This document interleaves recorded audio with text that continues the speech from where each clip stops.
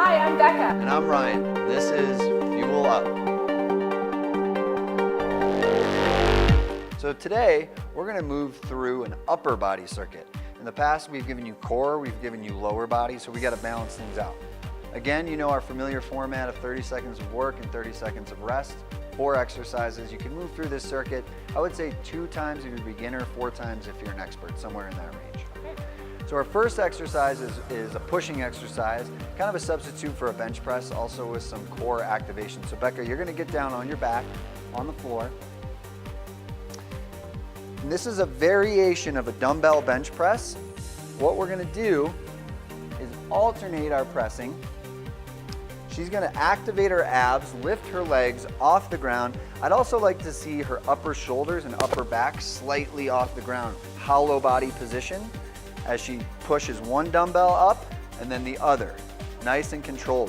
What you're going to get here is a great workout for your chest and triceps, but also for your abdominals.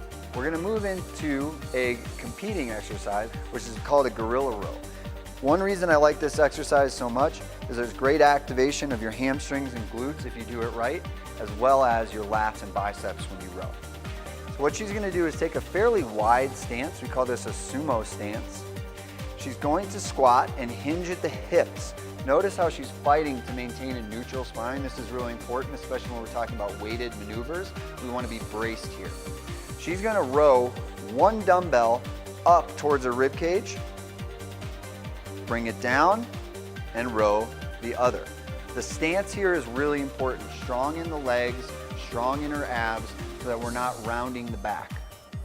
Notice how she pulls towards her hip instead of her shoulder.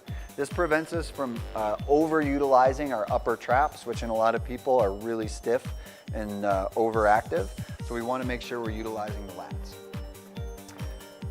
Third motion we're going to do on a bench. You can do this on a chair or a table. It's just a simple dip. So Becca's going to put her hands on the bench, step forward so that she's supporting her weight with her arms. Her butt is off the bench.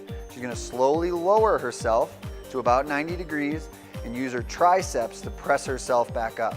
Again, control. This is what we want. Notice how the tempo she has on these reps, really nice. This is a tricep exercise primarily, pushing. 30 seconds of work, and on to our fourth and final exercise. We are going to do what's called a cobra.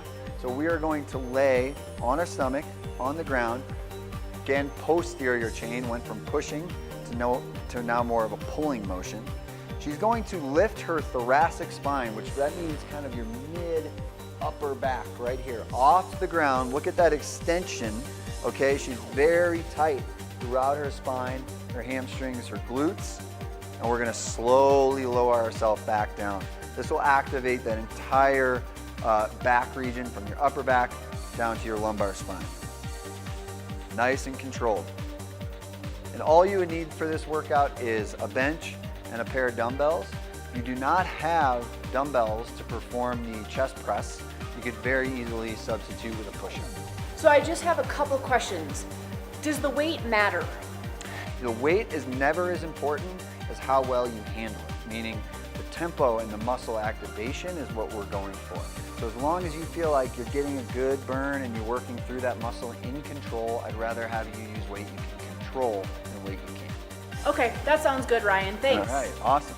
Well, you're looking pretty swole, and I think we're ready to move on to our next episode. Great. Thanks so much for joining in. We'll see you next time. Thank you.